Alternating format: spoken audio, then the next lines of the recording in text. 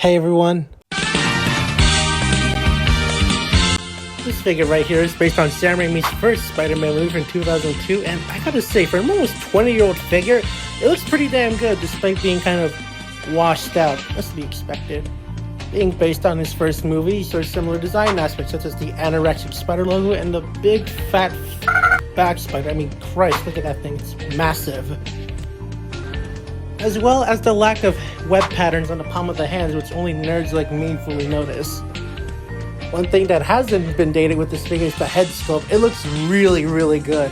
You can just hear Tobey Maguire's voice coming out of it, and his iconic lines such as... Another thing about this figure I really like is the sculpt, the arms and the legs. It doesn't have the weird balls that other ToyBiz figures have, which doesn't offer much posability, but it looks really nice. And he just looks good standing there. Speaking of posability, how is that going for him?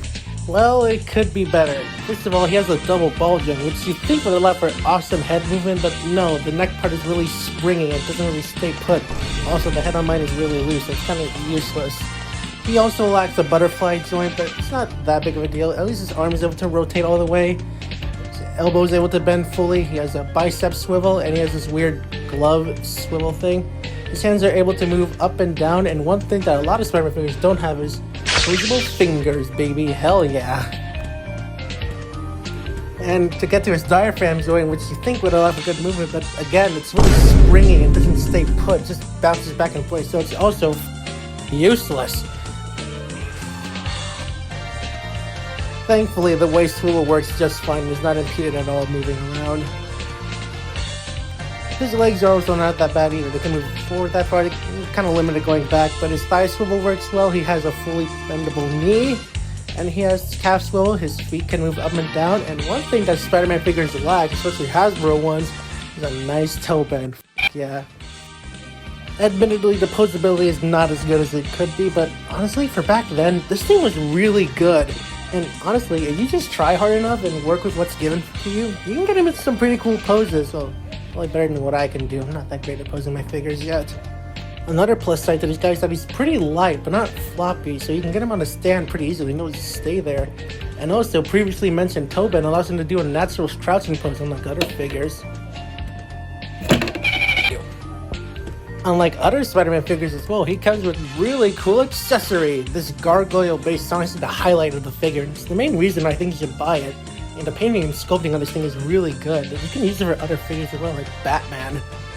Another thing he comes with is this little string thing. Just pull it out and you can clip it onto Spider-Man's hand, or you can just f*** around with it and just throw it. There's also a hole in the back, so you have a thumbtack or a nail. You can just clip it onto your wall and bam, it just stays right on there and looks badass. And if you want to retract the string, all you gotta do is go up to the statue, push the little button on top, and zip, there he goes. Okay, but how about you don't want to stick it on the wall? That's alright, comes with this little screw accessory. Slide it on down there, screw it onto your shelf, and bam, it's nice there, nice and tight. And you can have Spider-Man looking over your shelf of figures and looking after your room to make sure nothing bad happens in there with this really cool accessory. Alright, we've gone over his posability, his sculpt, and accessories. Now, how about his height? Unfortunately, he's kind of small. Here he is next to the retro Spider-Man figure.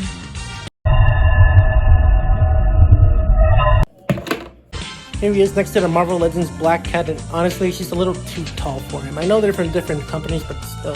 Here he is next to Mary Jane, who is also a little too tall, but it's not that bad in all honesty.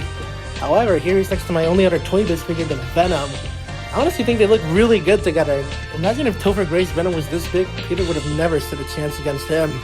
Now, in conclusion, I really like this figure, and if it was available for retail price, I'd totally recommend you go buy one. However, aftermarket price is a little aggressive. Even the stand by itself will cost you a pretty penny. I was able to get mine for decently cheap, but if you really want this figure, I'd say don't be afraid to bargain with eBay sellers or Mercari. It might be your best shot if you want to get one. That about wraps up this video. I hope you guys enjoyed, and thank you for watching. Goodbye, everybody.